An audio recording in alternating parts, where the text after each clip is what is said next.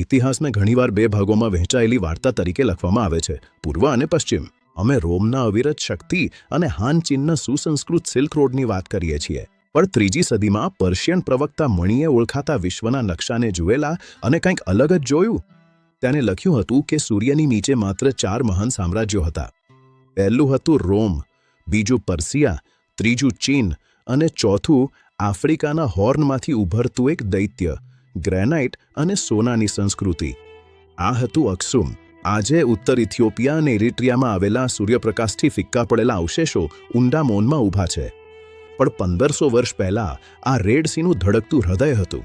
એક કોસ્મોપોલિસ, વિશ્વનું શહેર, જ્યાં હવામાં ધૂપના સુગંધ અને 10 જુદી જુદી ભાષાઓના ગુંજાળથી વાતાવરણ ઘેરાયેલું હતું. વિશ્વે કેમ ભૂલી ગયું એ સામ્રાજ્યને, જે ક્યારેક સીઝર જેટલું જ સમાન હતું? પતનને સમજવા માટે આપણે પહેલાં તેમના સામ્રાજ્યની ઊંચાઈને જોવી પડશે. ભૂગોળ એ સામ્રાજ્યનો મૌન સ્થાપક છે. અક્સુમ અંતિમ ભૂ રાજકીય ચોરાસણીએ બેઠેલું હતું. તેમના પૂર્વમાં હતું મારે એરિથ્રાઈ, એટલે કે રેડ સી, જે મધ્યધરાને ભારતીય મહાસાગરના ખજાના સાથે જોડતી મહત્વપૂર્ણ ધમની હતી. અદુલિસના બંદરને કલ્પના કરો. અહીં ગરમી એટલી બધી છે કે ત્વચા પર ચોંટે છે, પણ ઊર્જા વીજળી જેવી છે. અહીં વેપારી એટલે કે માર્કેટર રાજા હતો. આફ્રિકાના આંતરિક ભાગમાંથી આવે છે હાથીના ભારે વળંગદાર દાંત, કુશની નદીઓમાંથી ધોવાયેલું સોનું અને પ્રાચીન દુનિયાની સૌથી કિંમતી સુગંધિત લાકડી લોબાન. આ બદલામાં બંદરો પર વૈભવી વસ્તીઓની ભરમાર હતી. રોમન કાચ જે પકડેલી પાણી જેવી ઝળહળતું, ઇટાલિયન દારૂના અમ્ફોરા અને પૂર્વથી આવેલા રંગીન રેશમ. અક્સુમવાસીઓ માત્ર આ વેપારમાં ભાગીદાર નહોતા, પણ તેઓ તેના માલિક હતા.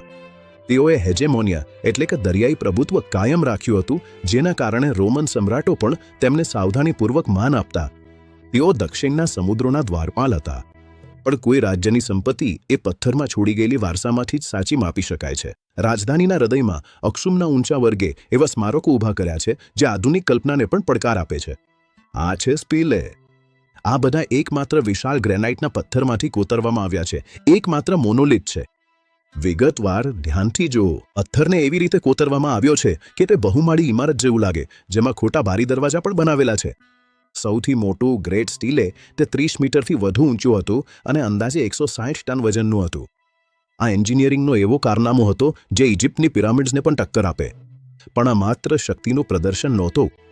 આ દેવત્વ ધરાવતા રાજાઓના સ્મશાન ચિહ્નો હતા, સ્વર્ગ સુધી જતા પાંજરા જેવા, જેનો ઉદ્દેશ ઊંચા વર્ગના આત્માઓને પરલોકમાં લઈ જવાનો હતો. આ વિશાળ પથ્થરના સ્મારકોની નીચે વિશાળ, ઠંડા ચૂનાના પથ્થરની કબર હતી. જ્યારે ઉપર ધરતી પર સૂર્ય તપતો હતો, ત્યારે રાજાઓ જમીન નીચેની શાંતિમાં આરામ કરતા, ચાંદી અને કાચના ખજાનાથી ઘેરાયેલા. આ એક એવી શહેર હતું જે સદાકાળ માટે બનાવાયું હતું. 4થા સદીના મધ્યમાં સામ્રાજ્યની આત્મા બદલાઈ ગઈ. આની શરૂઆત આક્રમણથી નહીં, પણ એક જહાજ ડૂબવાથી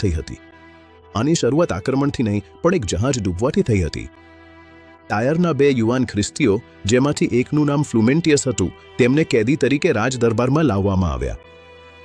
બુદ્ધિ અને પ્રભાવ દ્વારા ફ્લુમેન્ટિયસ યુવાન રાજકુમાર એઝાનાનો શિક્ષક બની ગયો. જ્યારે એઝાનાએ સિંહાસન સંભાળ્યું, ત્યારે તેને ક્રાંતિકારી પગલું ભર્યું. તેણે જૂના દેવતાઓને ત્યજીને ક્રોસને સ્વીકારી લીધી. અક્સુમ પૃથ્વી પરના પ્રથમ દેશોમાંથી એક બન્યો જેણે ખ્રિસ્તી ધર્મને તેની સત્તાવાર રાજ્યધર્મ તરીકે અપનાવ્યો. રાજા એઝાના પ્રચારના માસ્ટર હતા.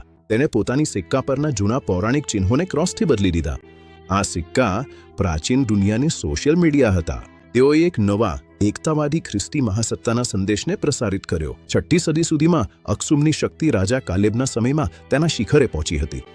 જ્યારે હિમયાર, આજના યમનમાં ખ્રિસ્તી વસ્તી પર અત્યાચાર થયો, ત્યારે કાલેબે વિશાળ આક્રમણ શરૂ કર્યું. આ હાથી અભિયાન હતું. કલ્પના કરો કે અરબી રક્ષકોને કેટલો ભય લાગ્યો હશે જ્યારે તેમણે અક્સુમના જહાજો તેમના કિનારે ઉતરતા અને વિશાળ આફ્રિકન યુદ્ધ હાથીઓને ઉતારતા જોયા. આ એવી શક્તિનું પ્રદર્શન હતું જે બહુ ઓછા લોકો કરી શક્યા. ઇતિહાસમાં થોડા સમય માટે અક્સુમના રાજ્યએ લાલ દરિયાના બંને કિનારે શાસન કર્યું. તેઓ જળમાર્ગના રક્ષક હતા, આફ્રિકા અને એશિયા વચ્ચેનું એક પુલ. પણ સામ્રાજ્યની ઊંચાઈઓ હંમેશા અસ્થિર હોય છે. કોઈ પણ સામ્રાજ્ય એક જ દિવસે પડતું નથી. અક્સુમનું પતન ધીમે ધીમે, દુઃખદ અને શ્વાસરોધક રીતે થયું.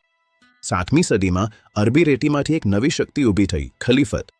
જેમ જેમ ઇસ્લામિક વેપાર માર્ગો વિસ્તર્યા, અક્સુમનું અદુલિસ બંદર અવગણાયું અને અંતે નાશ પામ્યું. તેમનું વેપાર મથક, તેમનો બજાર હવે નહોતો રહ્યો. સોનાનો પ્રવાહ બંધ થઈ ગયો. પણ ધરતી પણ હવે તેમના વિરુદ્ધ થઈ ગઈ હતી. સદીઓ સુધીના ભારે ખેતી અને ગ્રેનાઇટ કાપવાથી ભારે માટી ધોવાણ થયું હતું. હવામાન બદલાયું, વરસાદો ખૂટ્યા અને ક્યારેક ઉર્વર રહેલા ટેકરીઓ બાંજ બની ગઈ. લોકોએ પાછી ખેંચી. તેઓ દક્ષિણ તરફ ઇથિયોપિયાના અપ્રવેશ્ય પર્વતોમાં ઊંડે ખસ્યા. સામ્રાજ્ય મર્યું નહીં, તે રૂપાંતરિત થયું. તેની વારસો લાલીબેલાની શ્વાસ રોકી દે તેવી ચર્ચામાં જીવંત રહ્યો. આજે આપણે સ્ટીલેના મેદાનોમાં ફરીએ છીએ અને એક દૈત્યની આત્માને અનુભવી શકીએ છીએ. અક્ષુમ આપણને યાદ અપાવે છે કે ઇતિહાસ સીધી રેખા નથી, પણ શિખરો અને ખીણોની શ્રેણી છે. તેઓ હવે નથી, પણ પથ્થર હજુ યાદ રાખે છે.